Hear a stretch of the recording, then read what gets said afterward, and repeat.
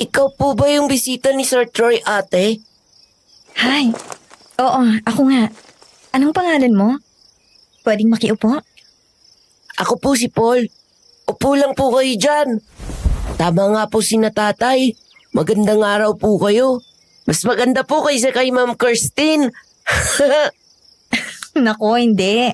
Kasi kung mas maganda ako, hindi sana ako iiwanan ng Sir Troy mo para sa kanya. Huwag mong sasabihin sa kanya yun Sekreto lang natin.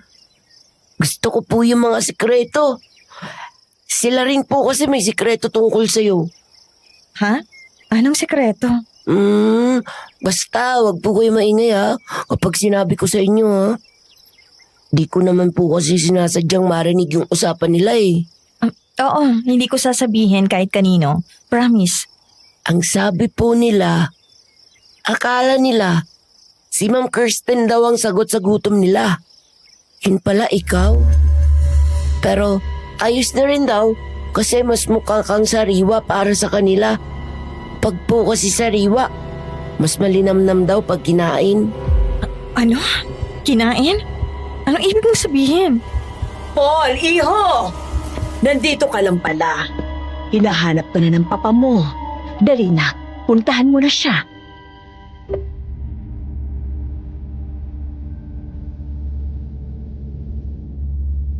May panata sa baryo ng San Eusebio na tuwing may dayong mapapadpad doon, hindi na ito pwede pang makalabas ulit doon ng normal. Wala akong kaalam-alam. Dumayo ako doon nang mabalitaan kong ikakasal ang matalik na kaibigan ko. Pero hindi ko akalaing hindi pala ako inimbita doon para maging bisita lang. At ito ang iko-confess ko sa inyo. Itago niyo na lang ho ako sa pangalang Jean.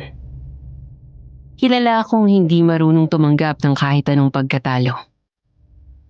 At kahit ilang beses na akong sinabihan ng mga kaibigan namin, natigilan ko na raw si Troy. Hindi ko magawa. Ang tigas daw ng ulo ko. At kung minsan grabe raw akong umasa. Ikaw ba naman ang basta nalang iwan ng walang paliwanag? Tapos isang araw, magigising ka na lang sa balitang magpapakasal na pala siya. At ang mas masakit, sa matalik mo pang kaibigan. Kaya nang imbitahin ako ni Kirsten para pumunta sa kasal nila. Hindi na ako nagdalawang isip at tinanggap ko agad ang alok niya. Hindi dahil masaya ako para sa kanila, kundi dahil may plano akong pigilan ang kasal nilang dalawa. Kaya kahit malayo, kahit wala akong alam tungkol sa baring yon, pumunta ako. Pero hindi ko alam na ang karanasang yun pala ang magbibigay sa akin ng dahilan para makapagpadala ng sulat sa inyo.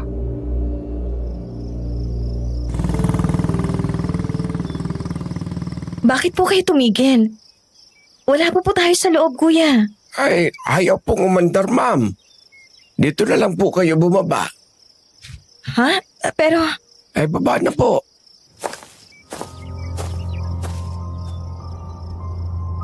Sinunod ko naman ang sinabi ng driver at bumaba ng tricycle.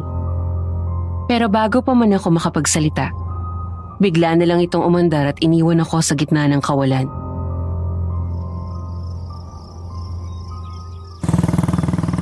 Loko yan Ang sabi ayaw na rin umandar ng tricycle niya. Pero bigla na lang humarurot. Teka, ba't parang ang lamig naman dito? Anong sadya mo iya? Nakakagulat naman ho kayo, Manong. Sinong pupuntahan mo rito sa baryo namin? Alam niyo po ba kung saan nakatira si Troy Quiliano? Walang hindi nakakakilala sa mga Quiliano rito sa baryo namin. Bakit? Anong kailangan mo sa kanya? Pupuntahan ko lang po sana yung kaibigan kong si Kirsten. Kilala niyo po ba siya? Ay, yung mapapangasawa ni Troy. Sige, halika. Sumama ka sa akin, dadalhin kita papunta sa kanila.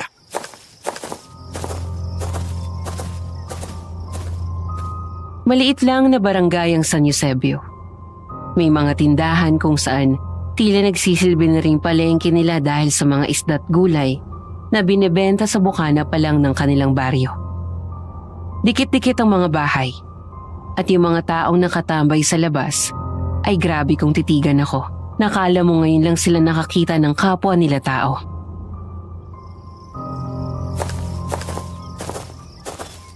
Salamat po pala, Manong. Ano po palang pangalan niyo? Tawagin mo na lang akong Mang Eladio. Oh, nandito na tayo. Maiwan na kita. Wow! Ang ganda naman po ng hasyenda nila, Mang Eladio. Teka, nasa na yun si Manong?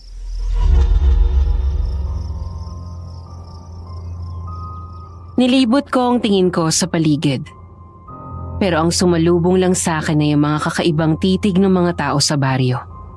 Kaya medyo nailang ako. Nang humarap ako sa gate ng mansyon, nalula ako sa laki at ganda nito. Hindi ko naman nakalain na ganito pala kayaman si Troy. Dahil nung nasa Maynila pa lang kami, napakasimple niya lang kumilos at manamit. Pinindot ko ang doorbell at hindi nagtagal, lumabas ang isang magandang babae. Yung aura niya ay nagsusumigaw ng karangyaan. At yung itsura tipong napapanood ko sa mga teleserye na kontrabida na mala Cherry Hill. Paglapit niya sa akin, ang lawak ng ngiti niya. Hindi ako nakagalaw sa kinatatayuan ko. Jean, tama? Ako nga pala si Tricia, ang mama ni Troy. Buti naman at nakarating ka, Iha. Akala ko hindi ka napupunta eh. Bakit naman po hindi? Kasal po ng kaibigan ko. Alam mo na, naikwento nila Troy sa amin ng papa niya ang nangyari. Kaya nga nung una, ayaw ni Kirsten na imbitahan ka. Nakumbinsi lang namin siya. Tama rin si Troy, Iha. Maganda ka nga. Bagay ka sa pamilya namin. Kung bakit ba kasi si Kirsten ang pinili niyang pakasalan eh. Tara, dalhin na natin yung mga gamit mo sa loob. Kirsten! Nasaan ka? Nandito na si Jean. Pababa na po.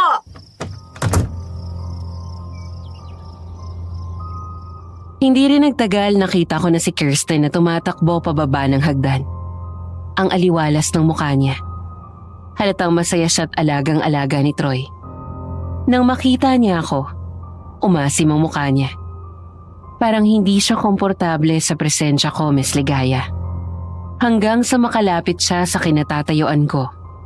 Hindi siya nagsalita, kaya ako na lang ang lumapit para yakapin siya.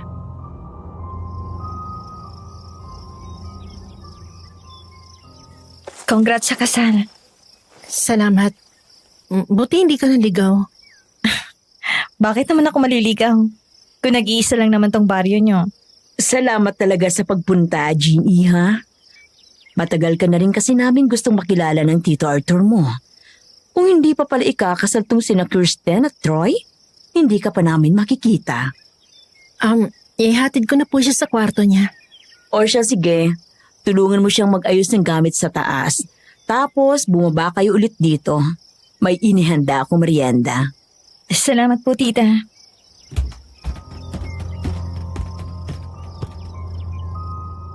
Iniwan niya kaming dalawa ni Kirsten sa salas. Kaya naramdaman ko agad yung awkwardness sa pagitan naming dalawa. Nawalan na ako ng oras para magtanong kung nasan si Troy. Ang totoo niyan, siya lang naman talaga ang sadya ko rito. Hindi si Kirsten o ang pamilya ni Troy. Tapos nagsalita si Kirsten.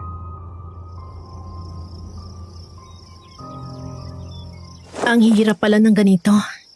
Na kahit sa mama niya, kailangan ko pa rin makipagkompetensya sa'yo. Hindi naman to kompetisyon, alam mo yan. At kung ganun nga, sa tingin mo sinong panalo? Ako ba? Kung ikaw naman yung pakakasalan niya?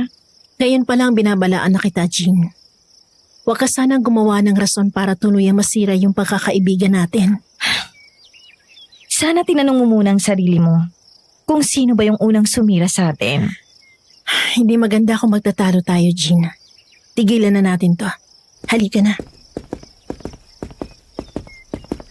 Dito yung magiging kwarto mo. Si Tita Tricia ang nagpahanda nito. Marami ka bang dala?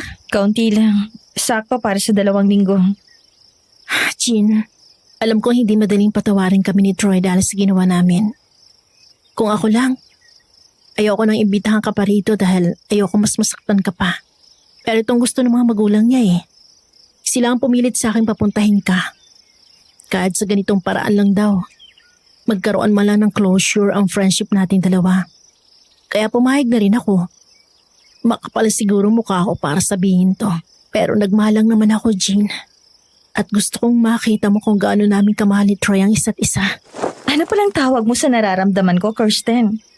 Hindi ba to pagmamahal? Hindi kasi kita maintindihan, Bes eh. Ang dami diyang iba. Pero bakit siya pa? Bakit si Troy pa? Alam mong nagmamahalan kaming dalawa. Kaya bakit siya yung naisip mong agawin? Siya lang ang gusto ko, Jean. Wala nang iba. Kung ganun, pasensya na. Pero hindi ko alam kung mapapatawad pa kita. Mga iha, lumabas na kayo dyan. Pasamang pinaghihintay ang pagkain. Lalabas na po kami. Oo nga pala, Jean.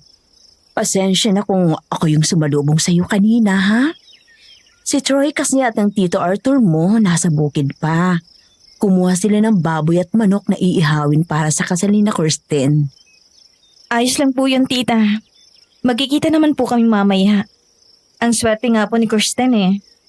Ang asikaso ng magiging asawa niya.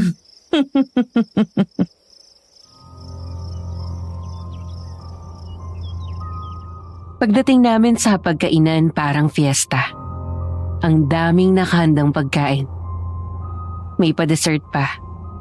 Si Tita Tricia ang naghain ng mga pagkain sa amin. At nang handa na kaming kumain, nagsimula na siyang magkwento tungkol sa childhood memories ni Troy. Magaang kausap si Tita Tricia.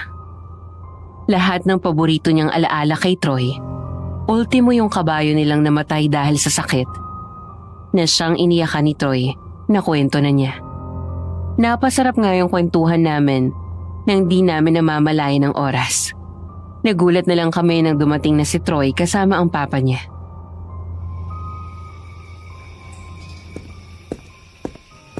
Ito na ba si Jean? Yung kaibigan mo, Kirsten? Opo, Tito. Nasaan nga po pala si Troy? Magandang gabi, Jean. Pagpasensyahan mo na tong bahay namin ha. Masyado ng luma. Si Troy nasa labas pa. Dinala yung mga hayop sa kwadra. Doon muna ng ilang araw ang mga yon. Ayos lang po, tito. Ang presko nga po rito sa inyo eh. Pupuntahan ko po muna si Troy. Ang batang yun talaga, oo.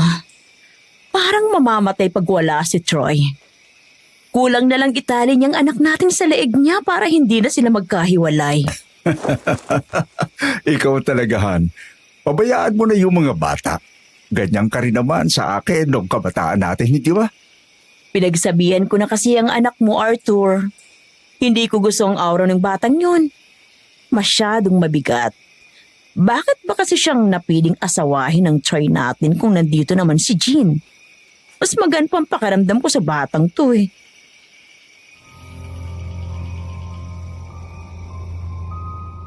Pinigilan ko ang sarili kong umiti ng mga sandaling yon, Miss Ligaya. Kung alam ko lang na pwede ko naman palang mabawi sa santong paspasan si Troy sa pamamagitan ng mga magulang niya, sana ginawa ko na noon pa lang. Hindi naman ako pwedeng sisihin ni Kirsten kung ako ang mas gusto ni Tita Tricia para kay Troy kesa sa kanya. Lalo na at alam nila ang katotohanan, di ba? Pero syempre, hindi ko na naman agad pwedeng ilaglag ang sarili ko.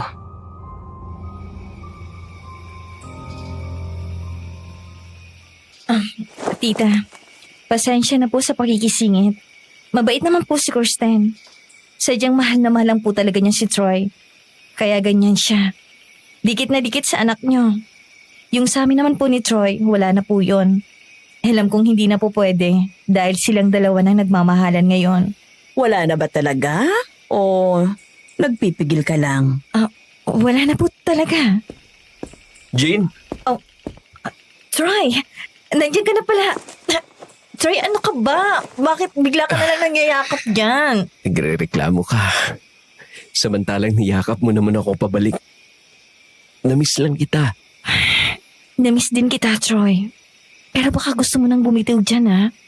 Ang sama na ng tingin sa atin ni Kirsten.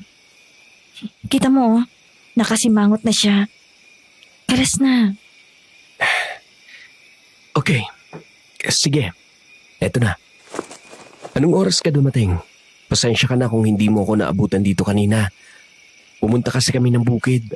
Nasabi nga ni tita, ikaw magiging pamilyadong tao ka na talaga. Hindi na nga ako makapaghintay na maikasal kami kasi alam ko magiging mabuting ama siya sa mga magiging anak namin. Di ba, Troy? Oo. O siya, bukas na ulit yan at kumain na kayong dalawa ng anak mo, Arthur. Kailangan nang magpahinga ni Jean dahil paniguradong pagod siya sa biyahe. Kirsten, may pag-uusapan muna tayo. Ipaghahain ko po muna ng pagkain si Troy. Usap tayo bukas, Jean. Magpahinga ka na.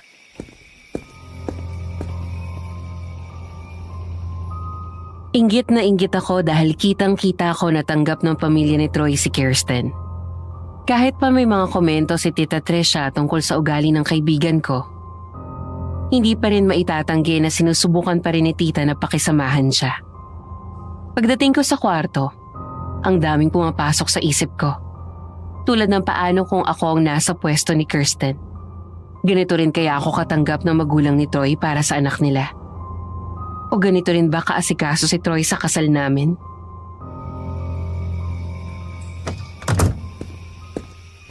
Bakit sa dami kasi ng pag-aawayan natin, Kirsten? Lalaki pa. Makaidlip na nga lang muna. Teka, anong amoy yun? Kakaalibadbad naman yung amoy na yun. Parang sinusunog na balat o balahibo ng hayop. Baka niluluto na nila yung nakuha nilang hayop sa bukid.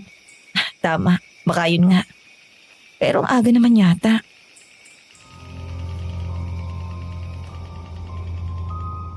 Di ko na yun pinansin at sinubukang matulog.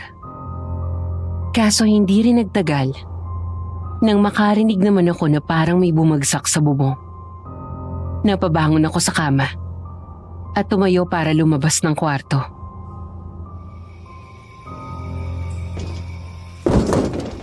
Hindi ba naiingayan si Tita? Ganito ba talaga rito tuwing gabi? Kakatakot naman. Oh, ano yun? Parang iyak ng bata yun Saan ang gagaling yun? Teka, dito yata sa dulong kwarto nang gagaling yung iyak ng bata. Jean, Oh. Anong ginagawa mo riyan? Troy, ano ka ba? Nanggugulat ka naman. Pasensya na. Nakita kasi kitang pababa ng hagdan. Tapos di ka tumuloy. Kaya umakyat ako at sinundan kita rito. Ano ba kasing sinisilip mo dyan? Ha? Wala. Akala ko lang may narinig akong batang umiiyak. Bata? Mhm. Wala namang bata rito sa asyenda, Jean.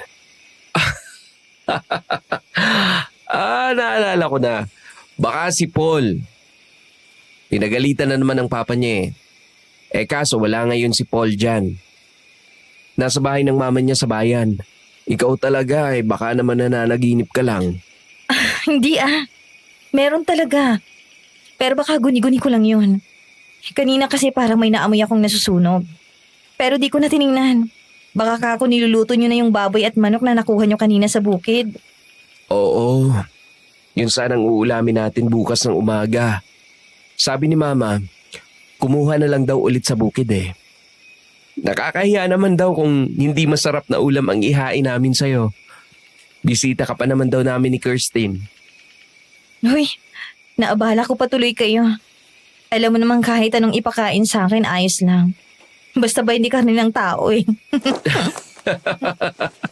Mahilig ka rin pala talaga magbiro. Matutulog ka na ba o gusto mo pang makipagkwentuhan muna? Total, nagising ka na rin naman. Paniguradong hindi ka na inaantok. Oo naman. Kaso hindi ba magagalit si Kirsten kapag nakita niyang magkasama tayo? Bakit? Wala namang masama kung kwentuhan lang, di ba? Tsaka parang di mo naman kilala si Kirsten. Di ba, Tulog mantika yon?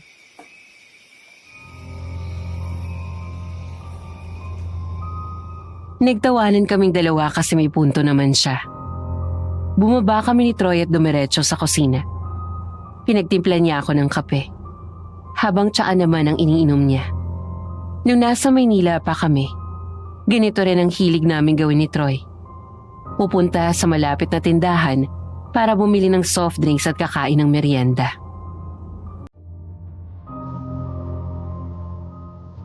Isang taon na rin pala nang huli tayong magkita. Pero hanggang ngayon, iniisip ko pa rin kung bakit iniwan mo ako, Troy. Alam kong laki na naging kasalanan ko sa'yo, Jean. Kaya nga, gusto kong humingi ng tawad. Huli ko na lang din napagtanto na nagsinungaling sa akin si Kirsten sa sinabi niyang buntis siya. At ako nga ma. Ano? Nabuntis mo si Kirsten? Yun ang sinabi niya. Pero, hindi talaga siya buntis. Sinabi rin niya na hindi tayo pwede dahil mahal ka na ng iba. At hindi na ako yun. Kaya nung nag-away kayo't sinabihan mo raw siyang tantanan ka na namin. Sinabi niyang ilayo ko na raw siya sa Maynila. Kaya dito kami pumuntang dalawa. Oo, nag-away kami. At dahil yan sa inagaw kanya sa akin, Troy. Pero wala siyang sinabi sa akin na buntis mo siya. Mas lalong hindi ko sinabi sa kanyang tantanan niyo na ako. Dahil ang totoo niyan, siyang nagsabi sa akin noon na wala nang pag-asang balikan mo ko kaya layuan na kita. Oo. Dito lang niya inamin sa akin ang lahat. Kaya nga hindi ko matanggap eh. Dahil ikaw ang mahal ko, Jean. Kaso hindi na tayo pwede. Ilang araw na lang, ikakasal na kami. At kahit papano, kahit mahirap, pinag-aaralan ko kung paano susuklian yung pagmamahal na meron siya para sa akin. Wala na ba talagang pag-asa? Hindi ba pwedeng iwanan mo siya para sa akin, Troy? Marami na rin siyang sinakripisyo para sa relasyong to. Kaya kahit ayoko, kailangan kong gawin to. Mahal kita, pero hindi ko na siya pwedeng iwanan, Jean. Ayoko. Babawiin kita, Troy. Akin ka lang. Kasi ako yung mahal mo, di ba? Tayong dapat na ikasal. Hindi kayong dalawa ni Kirsten.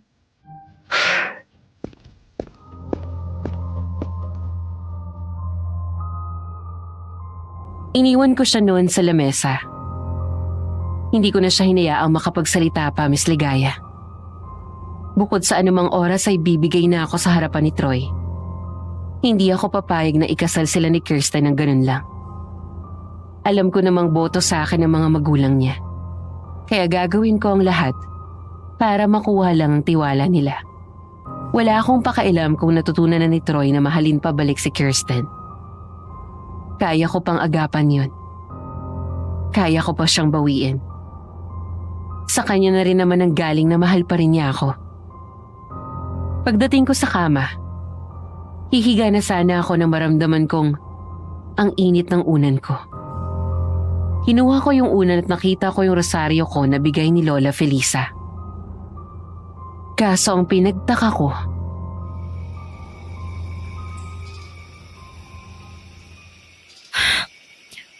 Bakit ang init nito? Parang ngayon lang nangyari to Ewan, matulog na nga. Kailangan bukas na bukas. Maumpisan ko ng plano ko.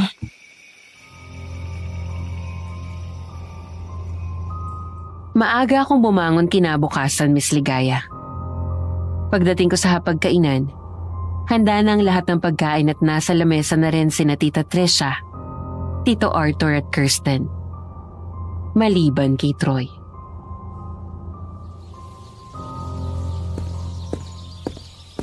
Magandang umaga, Jean. Maayos bang naging tulog mo, Iha? Opo, tita. Ang lamig nga po rito sa hasyenda nyo.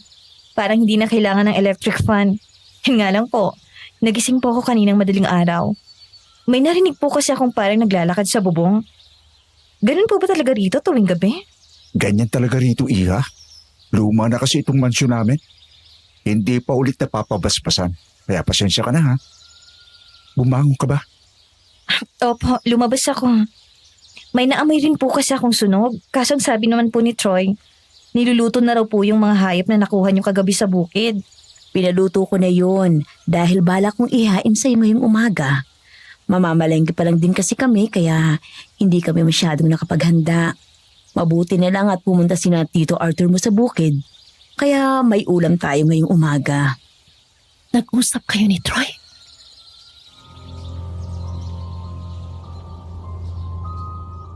Ang sama siguro ng ugali ko kung sasabihin ko sa'yong hindi ko pinansin si Kirsten, Miss Ligaya. Hindi ko pa rin kasi makalimutan yung pinag-uusapan namin ni Troy kagabi. Kaya hanggang sa maihain sa hapag ang ibang pagkain, wala kaming imikan. Sa totoo lang, hindi ko alam kung paano ko sisimulang kainin yung ulam. Hindi ko alam kung ako lang ba, pero parang may kakaiba. Una kong napansin na yung kulay ng karne. Maputla yung sabaw niya.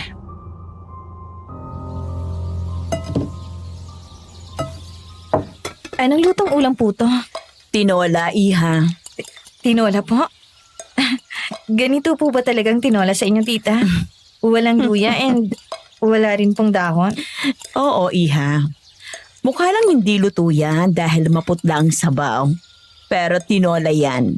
Hindi kasi masyadong mahilig ang pamilya namin sa masarsang pagkain. Ganun po ba? Medyo iba po kasi ang amoy, tita. Hindi ka ba sanay sa ganyang luto, iha? Gusto mo bang magluto ako ng bago? Pasensya na, ha. Sinabihan ko kasi si Manang na huwag masyadong timplahan para marasahan mo yung totoong lasa. Hindi na po. Kumakain naman po ako ng tinola, tita. Sadyang naninibago lang po ako sa ganitong klase ng pagkaluto. Pero kakainin ko naman po ito. Mabuti naman. Ito kasing kaibigan mo, hindi kumakain ng ganyang luto. Nalulungkot na nga ako kasi lagi niya akong tinatanggihan eh. Kaya binibilan siya ng ibang lutong ulam ni Troy. Sige po, kakain na po ako.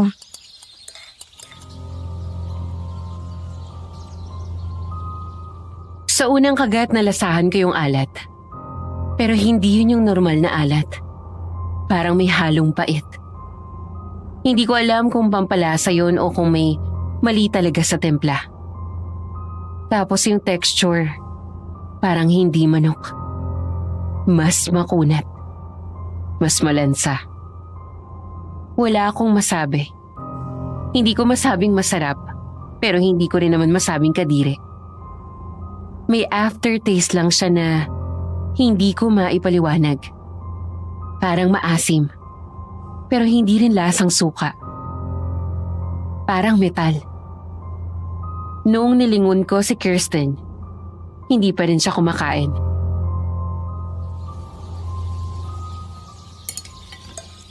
Kumusta, iha? Masarap naman ba? Opa, masarap po. May lasa naman po siya. Hindi ako pwedeng masuka. Hindi pwedeng ma-disappoint si tita sa akin. Damihan mo yung kain mo, iha, ha? Alam namin pagod ka, kaya dapat palakasin mo yung katawan mo. Opo. Gayahin mo sana tong si Jean, Kirsten. Marunong makisama. Sa inyong dalawa, ikaw ang mas matagal na maniniraan dito sa hacienda. Kaya huwag mong sabihin hanggang sa magkaanak kayo ni Troy, tatanggihan mo pa rin ako? Hindi naman po sa ganun, tita. Kinakain ko naman po yung ibang inihain niyo sa akin, di ba? Oo, pero hindi madalas. Kaya nga dapat gayahin mo si Jean. Kahit bago sa kanya yung lasa, kinain niya pa rin. Sana, si Jean na lang talaga yung unang dinala dito ni Troy. Tita, hindi pa naman po nakakapagsimulang kumain si Kirsten. Kaya pwede pa po niyang tikman tong luto niyo. Sige na, Kirsten. Kumain ka na. Huwag niyong pilitin kung ayaw. Marami naman tayong ulam na pwede niyang kainin. Kakain po ako.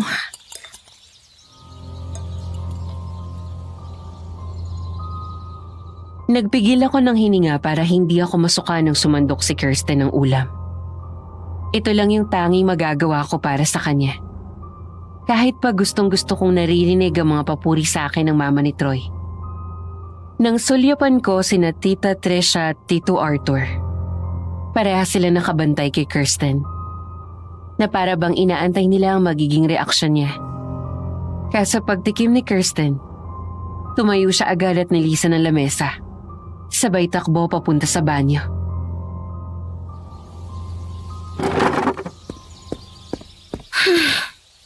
Bastos na bata. Hayaan mo na siya, Tricia. Kumain na ulit tayo. Sige na, Jean. Ipagpatuloy mo na rin ang pagkain mo. Sana nandito si Troy para makita niyang nagkamali talaga siya ng desisyong dalhin dito ang babaeng yon. Nasaan po ba siya, tita? Nasa bayan, iha. May binili lang. Hayaan mo pagdating niya. Sasabihin kong kausapin ka naman kasi parang di ko pa kayo nakikitang nag-uusap eh. Salamat po. Hindi naman pala ako mahihirapan sa gusto kong gawin. Tita, good morning po. Baka pwede po ako magpaalam sa inyo. Magsisimba po sana ako. Magsisimba? Alam mo ba kung saan ang simbahan namin dito, iha? Opo, sa may labasan po. Nakita ko po yun nung bagong dating po ako rito. Ayos lang po ba? Ayoko sana dahil hindi mo pa kabisado ang lugar na to. Baka kung mapano ka, hindi pa naman kita pwedeng samahan dahil aasikasuhin namin ang kasal. Ayos lang ba sa yung ikaw lang mag-isa? Opo, wala naman pong problema. O siya sige, papayagan kita. Basta huwag ka lang magpapagabi dahil masyadong delikado pag inabutan ka ng gabi. Hindi mo pa kilalang mga tao dito. Opo, salamat tita. Ingat ka, Jean.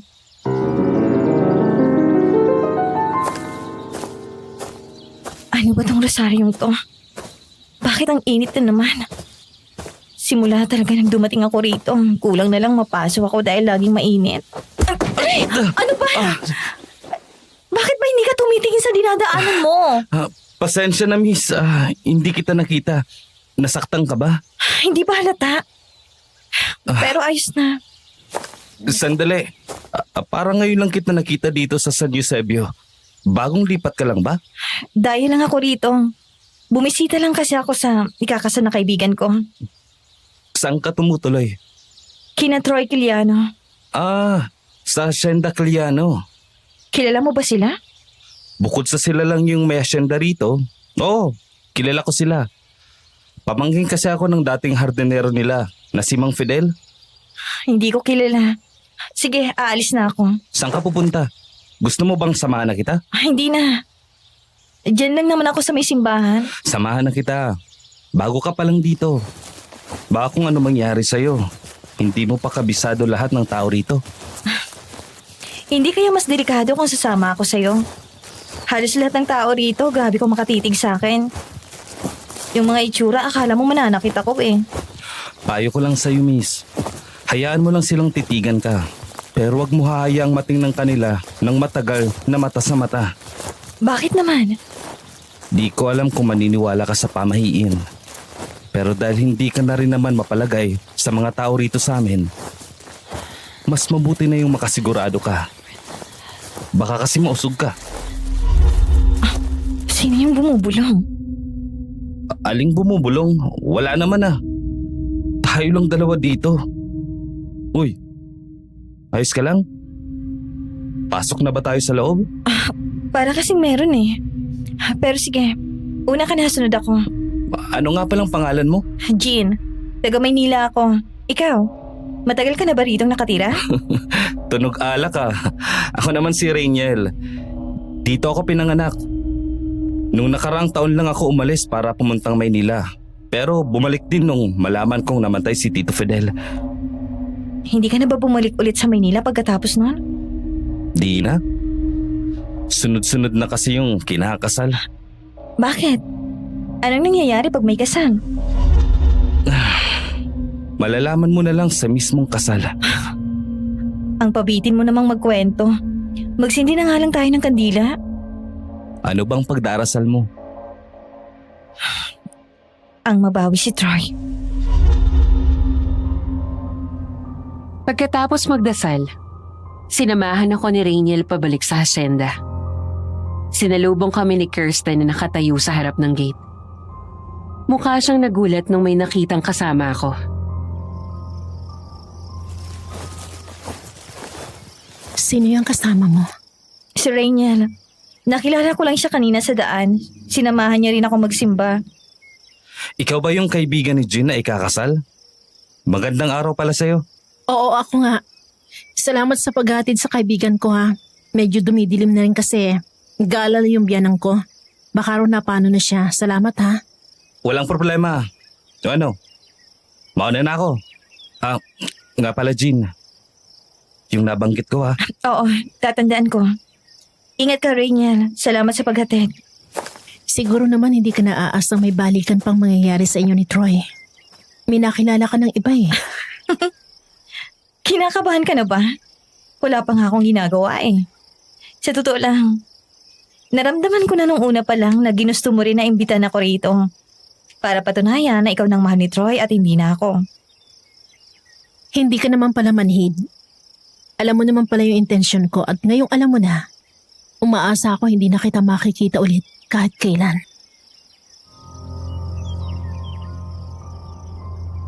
Hindi ko na pinansin ang sinabi niya, Miss Ligaya. Tinalikuran ko siya at dumiretso sa bakuran, kung saan may nakita akong batang tahimik na nagduduyan. Hindi niya malaman ang gagawin nang makitang lumapit ako sa kanya. Gaya sa ibang taga-baryo, parang may hinahalukay rin siya sa pagkatao ko sa paraan ng pagtitig niya sa akin.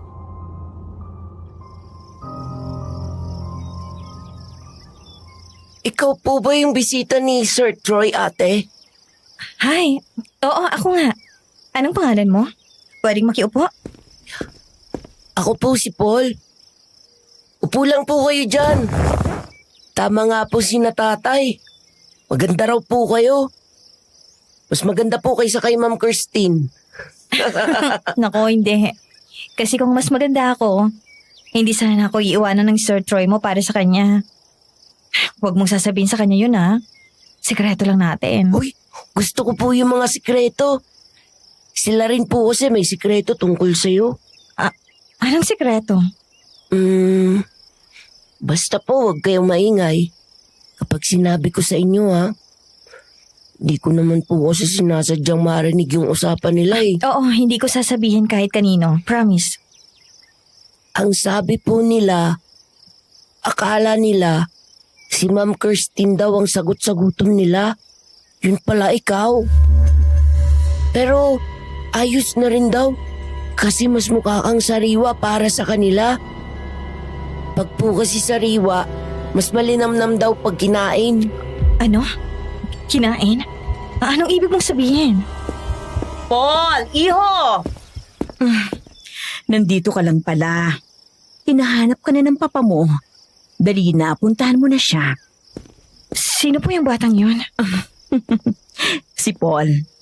Anak siya ng isa sa mga tauhan namin dito. Makulit, no? Parang ngayon ko lang po siya nakita. Hindi kasi masyadong lumalabas yun eh.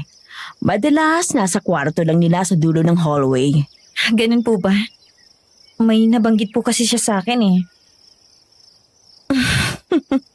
Nako, huwag mong pansinin yun.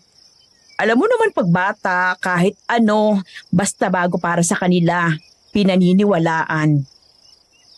Teka po tita, parang sumakit po bigla yung tiyan ko. Iha, ayos ka lang ba? Ano bang nakain mo? Yung dinuguan lang naman po na niluto nyo kanina, tita. Nilalamig ka, Iha.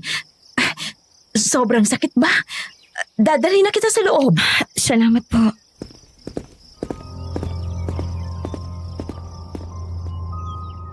Hindi ko sinasadyang mapatingin sa mukha niya, Miss Ligaya, na siyang dahilan para tumayo ang lahat ng balahibo sa batok ko. Hindi ko makakalimutan dahil yun ang unang beses na nakita ko ang sarili kong baliktad ang refleksyon sa mata ng isang tao. Nung sumapit ang gabi, inapoy ako ng lagnat. Nangangata lang mga ngipin ko at halos hindi ko na mabuksan ang mga mata ko sa sobrang init ng pakiramdam ko. Inasikaso lang ako ni Kirsten. Wala siyang ibang sinabi. Pero hindi ko maiwasang maghinala na baka may alam rin siya sa nangyayari. Hanggang sa hindi ko sinasadyang marinig ang usapan nilang dalawa ni Troy.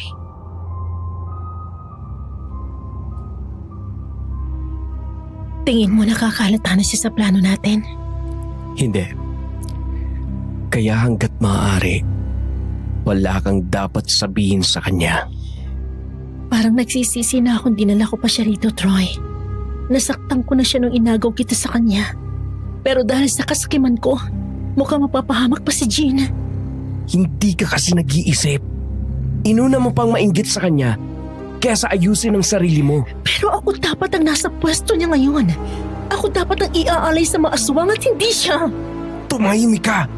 Kung ayaw mong marinig ka niya, sabihin na nating ikaw nga dapat. Dahil ikaw ang pakakasalan ko. Pero ano magagawa mo? Dahil siya ang gusto ni na mama. Ayoko na, Troy. Parang hindi ko na siya kayang ialay sa pamilya mo at sa buong baryo. Sa tingin mo may magagawa pa yung pag-iyak mo, Kirsten? Nandun na tayo! Malapit na ang gabi ng kasal. Kung gusto mo pang mabuhay, susundin mo ang gusto ni mama. Pinili mo yan, kaya panindigan mo. Pero ikaw may magagawa ka. Pakikinggan ka nila dahil anak ka nila. Utang na loob, kung talagang mahal mo si Jean, sakipin mo siya. Kahit mahal ko pa siya, hindi ko rin kayang suwayin si na mama. Alam mong nagpapanggap lang silang tanggap nila si Jean. Kasi ang gusto nila, mas mapadali ang pag-aalay sa kanya. Patawad, Jean.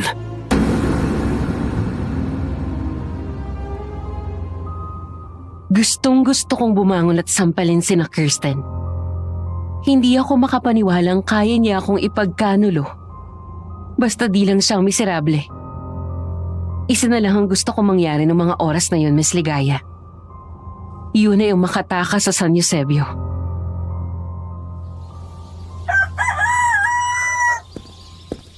Jean, gising ka na pala. Halika. Tingnan mo tong bestidang pinagawa ni Tita Tricia para sa'yo. Ang ganda, no? Kung umakto parang walang ginawang mali ah. Ano ka mo, Jean? May sinasabi ka ba? Ma'am Kirsten, may naghahanap po sa inyo sa labas. Rainiel daw po ang pangalan. Anong ginagawa niya rito? Papasukin niyo po, Manang. Naghihintay po siya sa bakuran. Gusto raw pong makipag-usap sa inyo, ma'am. Bakit po ako? Si Jean po ang kaibigan niya eh. Wala rin ho akong ideya, ma'am. Mas mabuti hong labasin nyo na para malaman nyo. Ikaw naman, Ma'am Jean, pinapasabi po ni Tricia na kainin mo na raw ang pinaluto niyang sopas para po mainitan po yung tiyan nyo. Iwanan mo na kita dito. Lalabasin ko lang. Kainin mo na rin yung pinaluto ni Tita. Baka kasi mapagalitan ka. Ayaw nun sa nagsasayang ng pagkain. Pwede ka nang huminga. Ho? Kanina ko pa napapansin parang nagpipigil kang huminga. Naaamoy mo rin ba? Opo, ang sangsang po. Halika, pinagluto kita ng totoong sopas. Huwag ka lang maingi kina Ma'am Tricia na tinapon ko yung pinaluto niya. Po? Bakit? Huwag niyo pong sabihin. May alam rin po kayo tungkol sa kanila? Matagal na ako sa baryong to, iha. Kaya matagal ko nang alam ang tungkol sa sekreto nila. May panata sa baryong to na tuwing may dayong mapapadpad sa lugar na to, hindi na kayo pwedeng makalabas pa ng normal. Ano pong ibig niyo sabihin? Maupo ka't kainin mo muna tong sopas para uminit ang pakiramdam mo. Ang sarap. Akala ko, hindi na ako makakakain pa ng tunay na pagkain. Pero teka, hindi po ba kayo mauhuli sa ganitong gawain? Hindi naman. Kung hindi mo sasabihin kahit kanino, kahit pa kay Ma'am Kirsten. Huwag na ho siyang umasang sasabihan ko pa siya ng kahit ano. Matapos ng ginawa niya sa akin. Sa totoo lang, iha, bago ito sa amin. Yung hindi lang isang dayo ang makakapasok dito at maging biktima.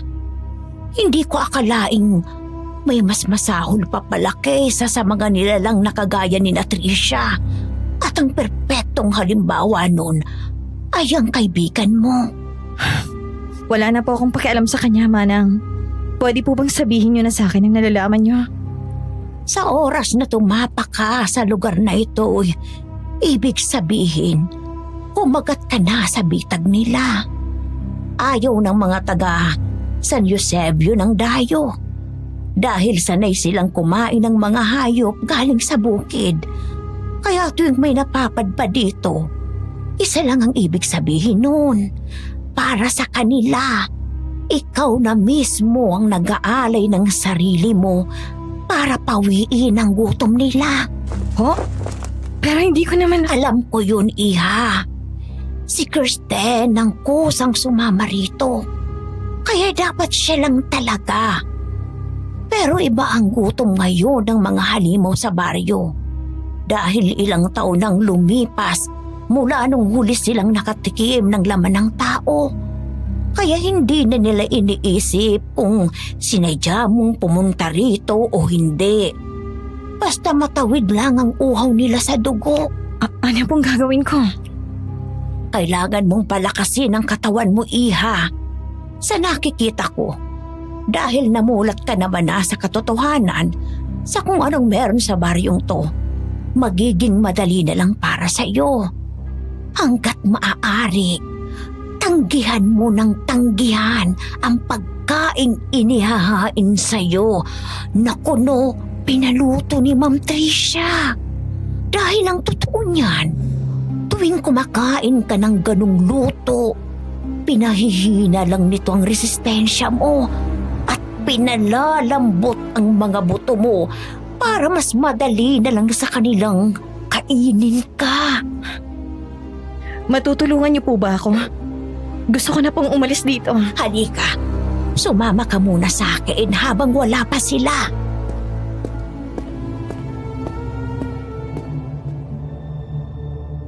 Sinundan ko si Manang Narsing papunta sa parang basement ng kusina. Ang sabi niya doon na daw nakatirik ang maid's quarter nila sa ilalim. Pagdating namin, sumalubong sa amin ang 2 kwarto. Sa pangalawang pinto kami pumasok. Wala halos laman ang kwartong yun, maliban sa isang aparador at isang kama. Lumapit si Manang Narsing sa aparador at kinuha ang isang lumang ledger. Tsaka kami upong 2 sa kama niya.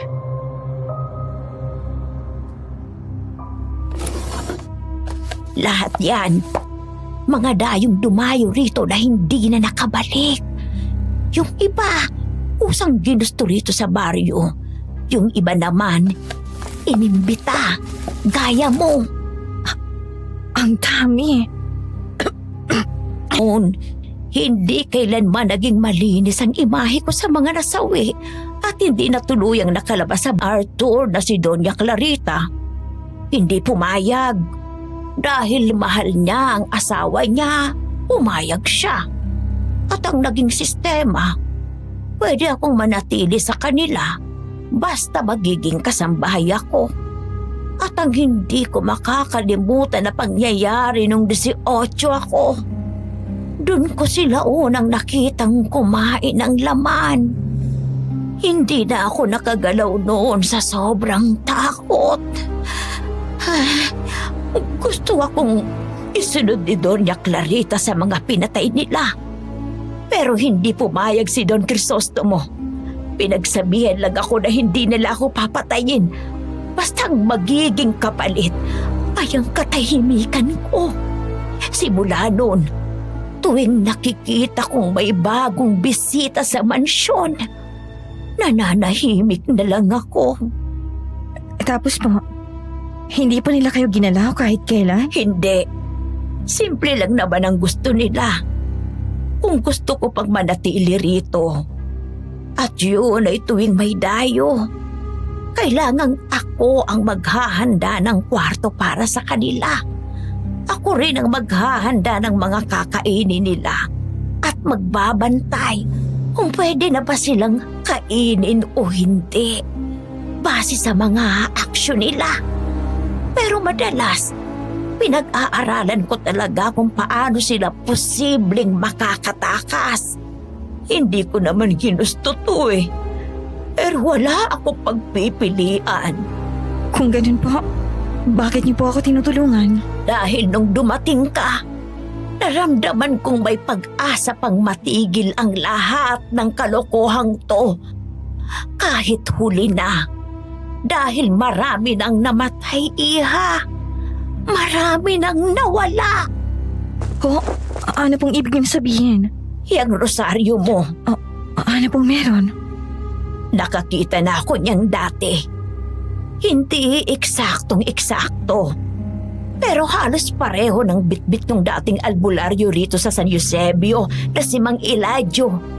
Sabi niya, bago raw patayin ng mga aswang ang lolo niya, ipinamana sa kanyang rosaryong gawa sa buto. Ang buto raw na yon ay buto ng mga namatay na albularyo sa linya ng pamilya nila na ginamit sa huling laban. Pero hindi niya nagamit yun sa lugar na to. Si Mang Eladio? Siya yung naghatid sa akin dito sa mansyon. Nung tinanong ko siya kung kilala niya ang mga Kilyano, sabi niya, walang hindi nakakakilala sa pamilya ni na Troy. Tapos bigla na lang siyang nawala. Nung nakalabas-labas na rin po ako sa mansyon, hindi ko siya madalas makita. Hindi ko alam na ganito palang kwento niya. Dahil para sa mga naninirahan sa baryong ito, matagal na siyang namatay. Mula nung hindi na sila natakot sa mga dasal niya. Tungkol po pala sa rosaryo ko, Manang. Binigay po ito ng lola ko bago siya namatay. Ang sabi niya, kung dumating man yung panahong kakailanganin kong gamitin to, hintayin ko raw na mag-alas 12 bago ko sindihan. Noong mga nakaraang gabi, ilang beses ko na pong naramdaman na umiinit siya. Hindi ko lang pinansin nung una. Hanggang sa napansin kong palakas ng palakas yung init niya. Ay, hindi ko lang sigurado kung parehong rosaryo nga, Iha. Pero kung yun nga, baka ito ng pagkakataong matagal ko nang hinihintay. Ang makalaba sa lugar na ito. Kaso, hindi ko po alam kung paano to gamitin. Wala akong alam sa orasyon. Ang alam ko lang, may pangalan daw na dapat banggitin. Pero hindi sinabi ni Lola kung ano. Sa pagkakaalaala ko, yung lolo ni Eladio na huling gumamit niyan, lumuhod sa altar ng simbahan. Tapos umiiyak habang nag-uorasyon. Doon namatay ang magulang ni Arthur. Pero pati yung lolo ni Eladio, hindi na rin nakita kinabukasan. Walang bakas. At parang hindi siya kailanman nanirahan sa baryong ito. Siguro nga, yun ang kapalit ng pagiging mabisa ng anting-anting. Sa bawat paggamit mo, kailangang may kapalit. Ang pagkawala ng lolo ni Eladio, pati na ang pagkawala ng paniniwala ng mga taga-baryo sa panggagamot niya. Anong dapat kong gawin? Para mapanatiling buhay ang bisa ng rosaryo mo, kailangan niyang pakainin. Dasalan, ritualan. Pwede mong subukan ngayon, lalo na't nalalapit ng Semana Santa. Sa mga araw na yan, mas lumalakas ang anting-anting. Pero isang beses lang yan pwedeng gumana. Ano pong mangyayari kapag ginamit ko na? Depende. Pwede kang matulad sa nangyari kay Eladio, sa lolo niya. O kaya na may tuluyang mawasak ang rosaryo mo.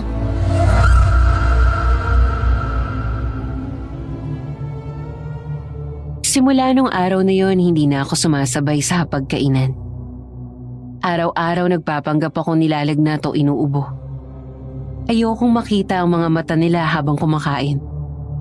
Dahil hindi ko maiwasang isipin na sa likod ng mga ngiting binibigay nila sa akin, may pagbabanta na pala sa buhay ko. Si Manang Narsing na ang nagdadala ng pagkain sa akin. Sabi niya siya na raw ang bahala. Basta wag akong pupuslit palabas ng kwarto. At wag kong kakainin yung galing sa kusina. Mula nung siya na ang nagdadala ng pagkain, lagi akong busog. Dahil talagang malasa at hindi mapait ang mga pagkaing inihahain niya sa akin. At habang patagal ng patagal, gumagaan na rin ang pakiramdam ko. Di tulad ng mga unang araw. Yung manok ang putla. Yung sabaw parang may namumuong mga dugo. Tapos tuwing gabi tinatakpan ko ang pouch ng rosaryo ng basang bimpo para hindi mahalatang umiinit ito. Hanggang sa binisita ako ni Tita Trisha sa kwarto.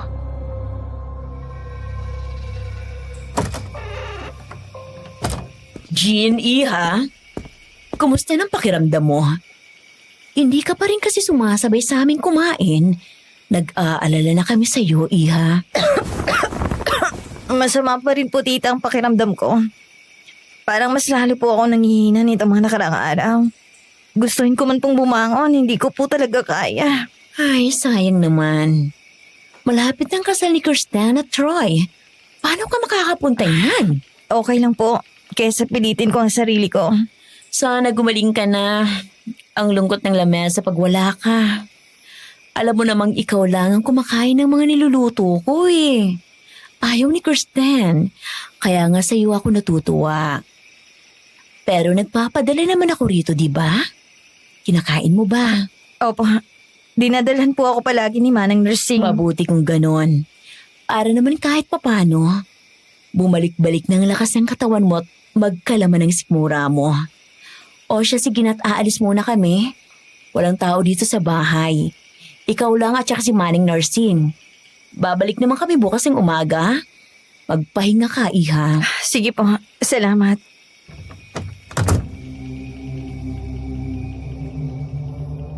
Nang masigurado kong nakaalis na talaga si Tita Trisha, mabilis akong bumangon at kinuha ang rosaryo sa ilalim ng unan. Tama nga ako ng hinala, Miss Ligaya. Sobrang init at halong sumabog na sa pagkapula ang anting-anting ko. Ibig sabihin lang nun, ibang klase ang kakayanan ni Tita Trisha bilang aswang. Hindi siya basta-basta. Natigilan lang ako nang makarinig ako ng malakas na kalabog sa bubong. Humigpit ang hawak ko sa rosaryo. Ito na naman. Napansin kong mas lalong umiingay rito sa San Eusebio. Tuwing gabi ngayong papalapit na ang kasal ni na Troy. Natigilan lang ako nang makarinig naman ako ng mahihinang katok sa pinto.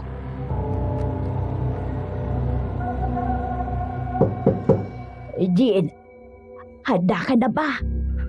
Ikaw ba yan, Manang? Ang hapdi sa kamay nitong rosaryo. Manang, ikaw ba yan? Oo, iha. Ako nga to. Dalhin mo na yung rosaryo mo. Tiningnan ko si na Ma'am Tricia. Wala na yung sasakyan nila. Sige po, Manang. Hindi tayo ligtas kung sa main door tayo ng hacienda natin pipiliing lumabas. Kaya naisip ko ang isang lugar. Dadaan tayo sa lumang bodega. Sa likod ng quarters ng mga kasambahay. May daanan doon papunta sa gulod. Shortcut po? Asan yun? Sa likod ng laundry area. Pinasarado na yan noon. Pero ako ang may hawak ng susi. Kaya mabubuksan natin ang pinto doon. Doon natin sasalubungin si Mang Eladio. Alam na po ba ni Mang Eladio tungkol rito? Oo. Kanina pa tayo hinihintay. Dire-diretso lang tayo sa kanan.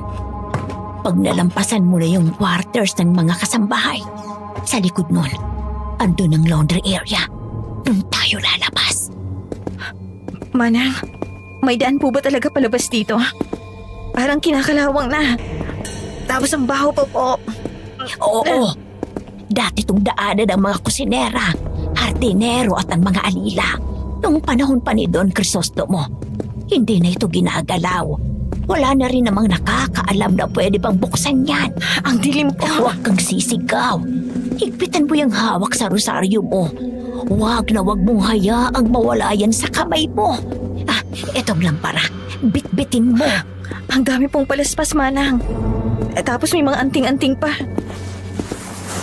May naririnig po ba kayo? Meron. Bilisan na natin. Manang. Malapit na tayo, iha. Basta, huwag kang titigil sa paglalakad. Diyos ko.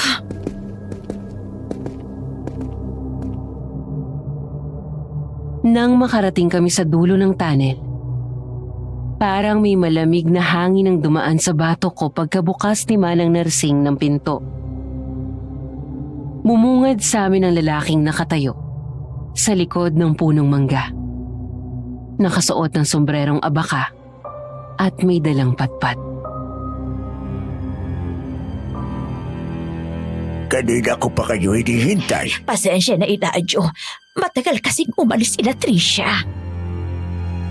Pero hindi lang pala siyang nandoon, Miss Ligaya.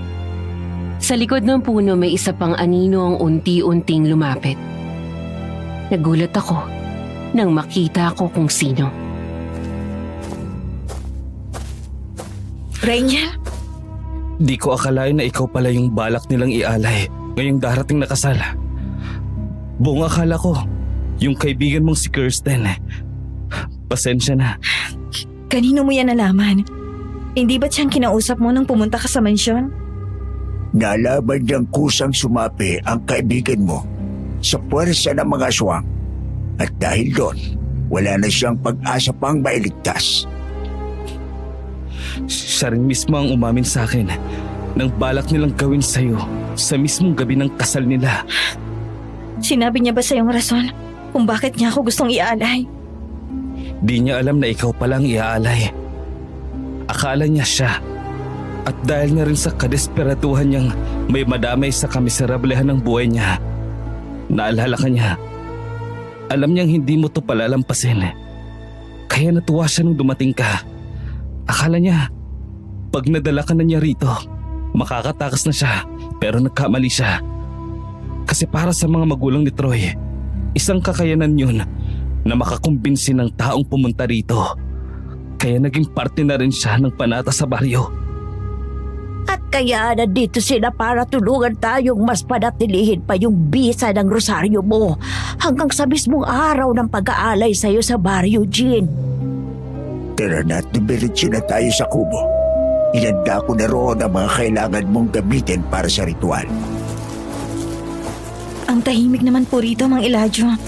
At siguradong hindi po kayo pupuntiryahin ng mga aswang dahil sa dami ng bawang na nakapalibot sa kubo nyo. Kailangan yan iya, pero ayoko ring magpakampante dahil mas lumalakas na ang pwersa nila ngayon. Mas mabuti na ang sigurado dahil hindi madaling hulaan ang mga susunod nilang galaw. Pero paano po natin masisigurong mapupuksan natin sila kung para po sa kanila ay patay na kayo? Hindi pwedeng makialam ng lubos si Elijah sa gagawin mong laban, Jean. Kaya hindi na rin mahalaga ang presensya niya dahil nandyan ka naman. Ganun ba? Saan po pala natin gagawin ang ritual? Doon tayo sa likod ng kubo. Kayo lang po bang nakatira dito? Oo, Iha. Mula nung ipinatapon siya rito ng mga taga-baryo, minsan mo na lang talaga siyang makikita roon dahil hindi siya pwedeng magtagal. Niramdaman ko lang din na merong hindi magandang mangyayari nung araw na nagkita tayo. At di naman ako nagkamali dahil nakita kitang bumaba sa arko ng San Eusebio.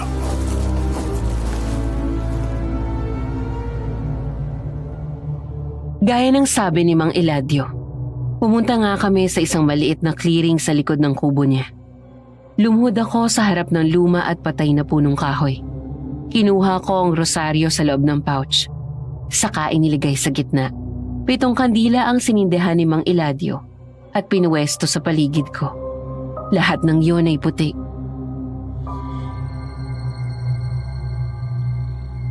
Huwag kang matakot. Basta gawin mo lang lahat ang sinabi ko. Sigurado po ba kayo na ito talagang dapat gawin? Baka magkamali po ako. Pag nagkamali ka, baka magalit ang mga kaluluwa ng mga albularyo. Kaya mag-focus ka.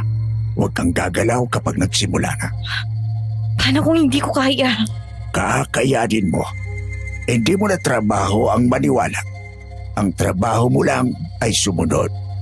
Yun ay kung gusto mong makaalis talaga rito sa San Eusebio ng buhay. Huwag mong pakinggan ang kahit anong marinig mo. Kahit anong makita mo, huwag kang papalag. Pag gumalaw ka, baka maputol yung ritual, baka ikaw ang balikan. Habang naglalagay siya ng dahon, luya at isang patak ng dugo mula sa daliri ko sa mangkok. Halos hindi ako makahinga.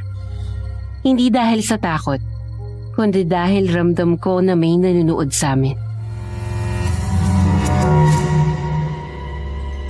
Sa ngalan ng mga nauna, binubuksan ko ang landas para sa iyo. Kalabitin mo ang anting-anting mo. Kung uubra, iinit yan. Kung hindi, ibig sabihin, ayaw nilang tumulong. Ay, Diyos ko. Uminit na naman ang rosaryo. Pero ngayon hindi lang siya mainit. Parang may kumikirot na sa palad ko. Ramdam ko ang pagmamarka nun sa daliri ko. Tapos na. Kailan ko po ba pwedeng gamitin to? Isang beses mo lang pwedeng gamitin yan, Iha. Pag pumatak ng 12:00 ng madaling araw at narinig mo na ang tunog ng kampana ng simbahan. Ibig sabihin po, sa kasal ko lang pwedeng gamitin to? Tama. Pero tandaan mo, Iha. Pag ginamit mo yan, may kapalit. Ano pong kapalit? Sarili mo lang ang pwede mong sagipin. Hindi mo masasagip si Narsing at lalong-lalo na ang kaibigan mo.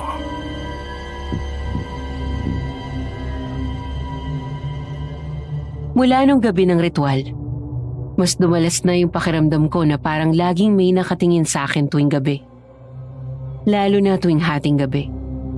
At nung gabing yun, narinig ko ang langit-ngit na bintanang unti-unting bumubukas. Kasabay ng mahihinang alulong. Parang may malamig na hiningang dumaan sa batok ko. Hinigpitan ko ang hawak ko sa pouch na unti-unti nang umiinit.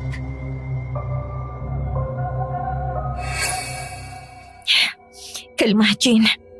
Hawak mong rosaryo. Poprotektan ka nila. Hindi ka magagalaw ng mga hayop na to. La, kung naririnig mo ako, parang awa mo na. Huwag mo akong pababayaan. Ano na naman yung bumagsak sa bubong?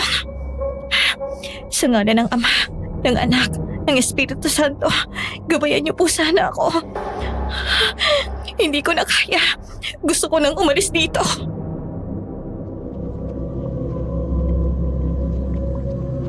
Hindi na ako nakatulog. Bumangon na lang ako para sana lang hapin ang simoy ng hangin. Nang salubungin ako ng isang masangsang na amoy. Muntik na akong masuka. Talagang may bumisita rito kagabi. Nang ilibot ko ang paningin ko sa buong hasyenda, may 2 taong nahagip ng mga mata ko na nakatayo sa harap ng gate. Nagkatinginan muna sila bago ilipat sa akin. Nagsitaasan ang balahibo ko sa batok ko noon, Miss Ligaya.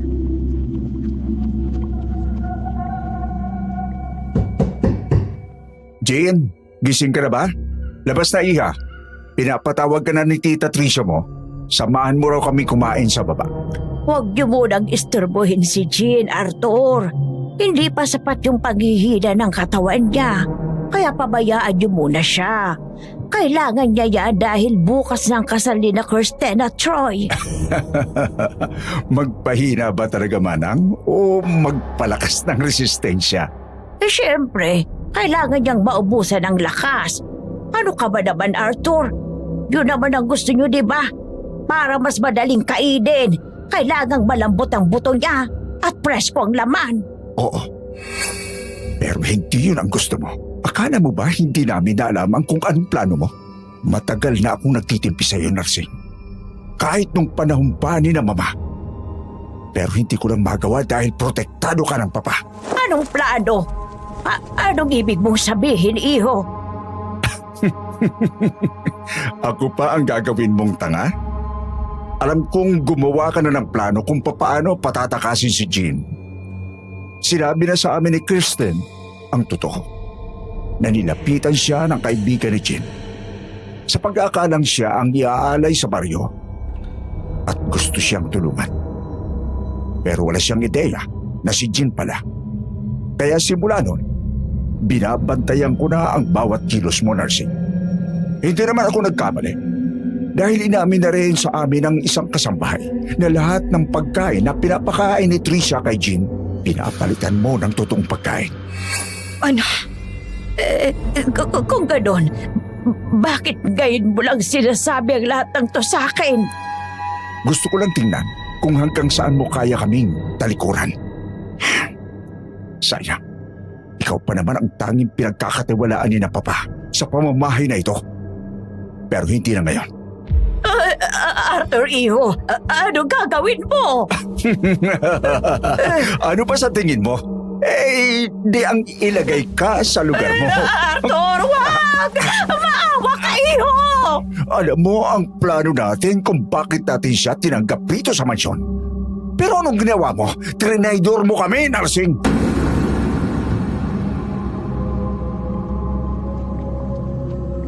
Takot na takot ako, Miss Ligaya. Ramdam na ramdam ko ang panginginig ng tuhod ko habang sinisilip ko kung ano ang nangyayari. At napasigaw ako nang hindi ko na makilala si Tito Arthur. Nakayuko siya habang dinudungo si Manang Nursing. Sakal niya ang leeg ng matanda gamit ang dalawa niyang kamay na nangingitim na hanggang braso. Halos pumutok na rin ang ugat niya. Habang may tumutulo pang dugo sa mukha ng matanda, galing sa bibig niyang may mahahabang pangil na nakausli. Umaangil siya habang hinihigpitan ng hawak sa matanda.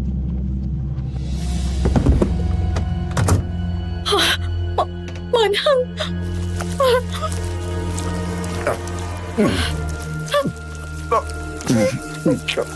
Wait ako, yung siya ni Manang Nursing. Wala nang matanda. Paano pa ako makakaalis dito?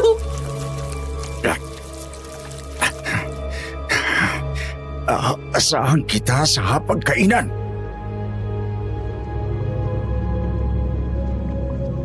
Hindi ako bumaba buong maghapon. Nakatulog na rin ako dahil magang-maga ang mga mata ko sa kakaiyak. Kinabukasan, maaga akong nagising dahil sa tunog ng mga tambol sa labas. Abala na ang buong baryo. Nang buksan ko ang bintana ko, nakita kong lahat sila ay nakasuot ng puti. May dalang bulaklak. May palamuting dahon. At sa puntong yon, hindi ko na kailangang magtanong pa kung ano ang okasyon. Dahil ngayong gabi na ang kasal at isa lang ang ibig sabihin nun para sa akin.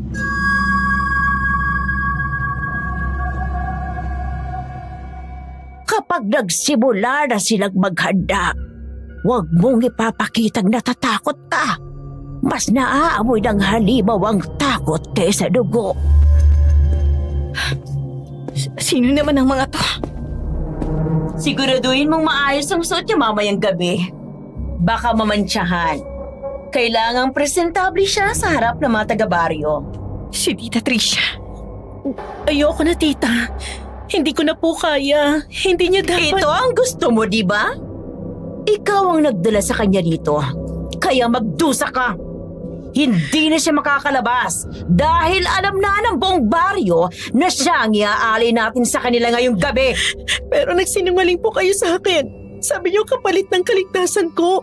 Kailangan may dalhin ako rito. Pero bakit? Bakit hindi pa rin ako makakaalis? Dahil party ka na ng panata, iha. Kaya huwag kang matakot. Kaming bahala sa iyo. Ihanda mo na siya pagkagabi. Bawal siyang magsuot ng kahit ano maliban sa ibibigay ko. Patawad, Jean. Wala nang magagawang paghingi mo ng tawad, Kirsten.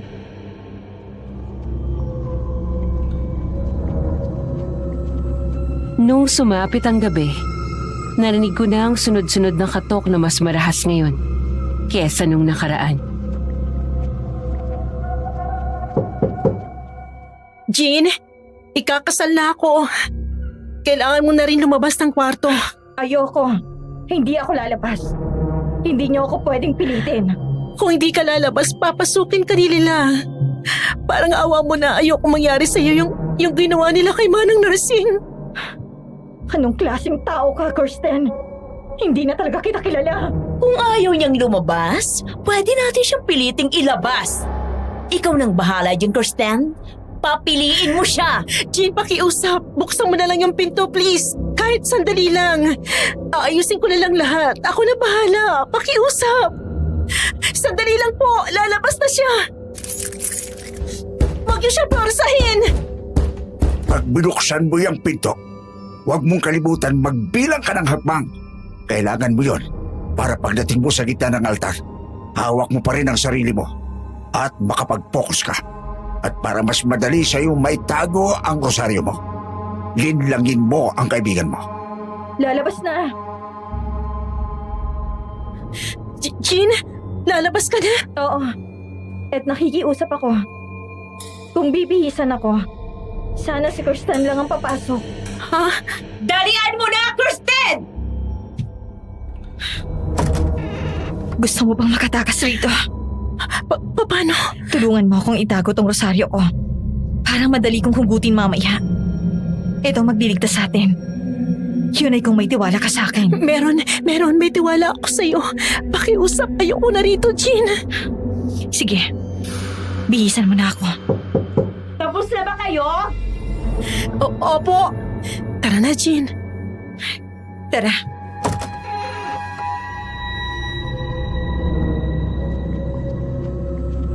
Habang naglalakad kami palabas ng kwarto, ramdam ko ang kagustuhang takbuhan na silang lahat. Pero alam kong walang ibang daan, kundi ito. Hawak ko pa rin ang pouch na nakatago sa damit na pinasuot sa akin. Kailangan na nitong matapos. Sa gitna ng liwasan may malaking altar na gawa sa kahoy.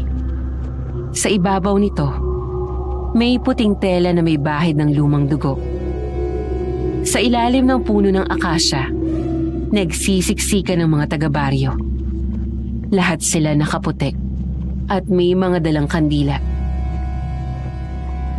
Nakasuot na ng puting bestida si Kirsten, habang si Troy naman, nakaputing Amerikana. May tela ng palaspas na nakasabit sa balikat niya. Tahimik silang naglalakad papalapit sa altar. Hindi nagkakatinginan. Parang pareho na nilang alam na wala nang atrasan. Mga kabaryo, narito tayo ngayong gabi para tuparin ang panata ng San Eusebio. Panatang magbubuklod sa atin. Panata ng dugo. Panata ng katahimikan. Sa pag-iisang dibdib ng aming anak na si Troy Quiliano at ng babaeng piniling sumapi sa atin na si Kirsten, muling mabubuhay ang selyo ng ating katahimikan. Ihanda na ang alay. Tumayo ka. Ngayong kumpleto na tayo. Isagawa na natin ang pag-aalay. Iluhod mo siya. Sa liwanag ng ating panata, sa harap ng ating ninuno, tanggapin niyo ang alay na ito. Ako lang ang may karapatan sa katawan ko. Paglabas ko ng rosaryo, biglang umalulong ang aso sa malayo. Sumunod ang isa pa. Hanggang sa buong baryo, puro alulong na lang ang naririnig. At yung init sa rosaryo, mas naging mapula. Oh, ano yan? Pagkabigkas ko ng dasal, dun ko lang napansin na may tumutulo sa ilong ni Tito Arthur na kulay itim. Hindi dugo. Parang langis. Nanginginig yung mga kamay niya habang nakatitig sa rosaryo. At doon na nagsimula. Dinig na dinig ang tunog ng mga butot pangang parang nababali. Bitiwan mo yan!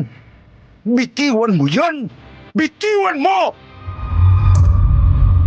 Yung mukha niya, bigla na lang lumaki ang gilid ng panga niya. Kumiskis ang mga ngipin niya sa isa't isa. Hanggang sa bumuka ng mas malaki pa sa normal. Para siyang baboy ramo. Yung mata niya naging dilaw. Parang pusa. Pero mas malalim. Mas uhaw. Anong ginawa mo? Pero hindi na nila ako naririnig. Para silang hayop na nilabas ang totoo nilang anyo. At hindi lang sila. Pati yung mga nakaupo sa unahan. Isa-isa silang lumuluhod. Nagkakandara pa silang alisin ang damit nila. At doon makikita mo yung mabalahibo nilang katawan. Parang may kinakaliskis sa loob. Lahat kayo aswang! Naramdaman ko ulit yung kirot sa palad ko. Umiinit na ng sobra ang rosaryo. At sa gitna ng kaguluhan, isang sigaw ang umalingaw-ngaw. Si Kirsten. Hinila siya ni Troy, na ngayon ay wala ng balat ang kalahati ng muka. At may matutulis na ngipin sa gilid ng pisngi niya. Pinilit kong alalahanin lahat ng turo ni Mang Eladio.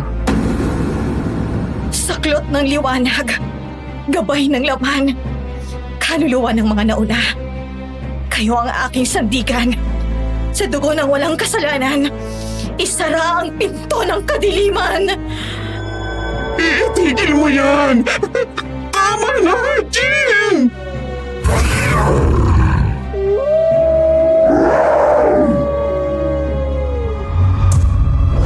Dinig na dinig ang balat nila na tila binabalatan.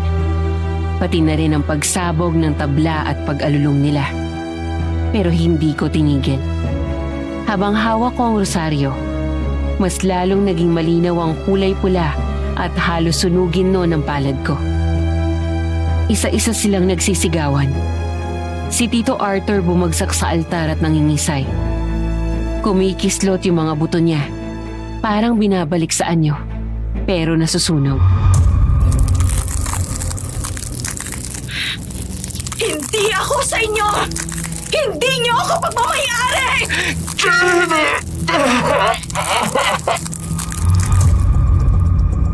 Wala na akong narinig kundi mga sigaw. Nagsigawan na ang mga taga-baryo at nagtakbuhan. Yung iba bumagsak sa lupa at nangingisay. Para silang nasusunog kahit walang apoy. Yung balat nila pumuputok. Yung mata nanlilisik. Lahat sila hingal na hingal habang umaangin. Si Troy hindi na rin makatayo. Umuubo siya ng dugo habang hawak ang dibdib. Tapos tumingin sa akin. Parang nagmamakaawa. Pero hindi ko siya nilapitan. Hanggang sa nawala na yung init ng rosaryo. Pero ramdam ko pa rin ang tibok ng puso ko.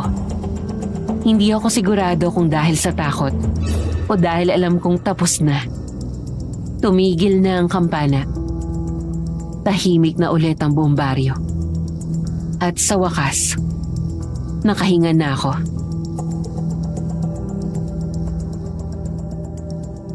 Tapos na.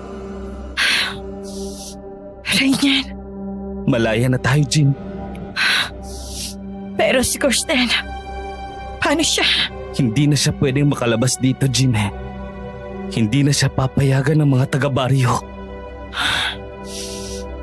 Pasensya na, Kirsten.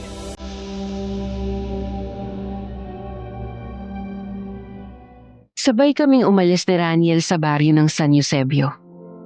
Nang walang nililingon kahit isa. Nung tanungin ko siya kung ano nangyari kay Mang Eladio, sabi niya pinatay raw ng aswang na nakasalubong nila nung umagang hinatid nila kami pabalik sa hasyenda. Nakisakay lang kami sa truck papunta sa syudad. Mga tulalat parang mga wala sa sarili. Nalaman ko rin na kaya walang alam ang gobyerno tungkol sa mga nangyayaring krimen ay dahil kontrolado ng pamilya Quilano ang buong baryo. At tuwing may nakakapasok sa lugar, ay walang makikitang ebidensya. Hindi na namin pinag-usapan ang tungkol sa nangyari. Hanggang sa naghiwalay kami ng landas pagdating sa Cubao. Bumalik ako sa bahay namin at nalaman kong 2 linggo na akong sinusubukang hanapin ng mga kaibigan ko. Iyak sila ng iyak nang nalaman nilang buhay pa ako. Sinabi ko sa kanila ang totoo. At nagtanong sila kung nasaan si Kirsten. Ang tanging sinabi ko lang, hindi na siya nakalabas pa. Mula noon palagi na kaming bumibisita sa simbahan para ipagdasal si Kirsten. Habang ako naman, sinamang Eladio at Manang Narsing ang ipinagdarasal ko. Nagpapasalamat ako at humingi ng tawad dahil wala akong nagawa nung sila ang nangangailangan ng tulong. Hanggang ngayon sumasakit pa rin ang palad ko. Parang nagkaroon ng balat. Mapula at halos sunog ang kalahati ng dalawang kamay ko. Sumasakit tuwing sumasapit ang 12:00 sa araw ng Semana Santa. Hindi ko na rin nagamit ulit ang rosaryo. Kaya tinabi ko na lang yon at isinabit sa larawan ni Lola sa altar ng bahay. Pero hindi lang yun. Dahil hanggang ngayon, naririnig ko pa rin ang sigawan nila sa tenga ko. Nakakarinig pa rin ako ng kalabog sa bahay. Kahit alam ko namang walang tao. Hanggang ngayon, hindi ko pa rin alam kung bakit ako tinulungan ni Rainier. Hindi ko rin alam kung nagbago ba talaga ng loob si Kirsten. Or nagkunwari lang siya nun. Ang sigurado lang ako, hindi na ako babalik sa baring yun. Siguro nga tama sila. Kapag nakalabas ka ng San Eusebio, hindi ka na kailanman magiging normal. Pero ang mahalaga, tapos na. Yun lang po, Miss Ligaya. Maraming salamat. Tulad ko rin ba kayo may ganitong karanasan? Bago kayo mag-iwan ng kwento, i-like niyo muna ang channel na to at mag-subscribe sa YouTube channel ng Aswang Confessions. Malay nyo, mapili rin ang kwento nyo na maibahagi rito.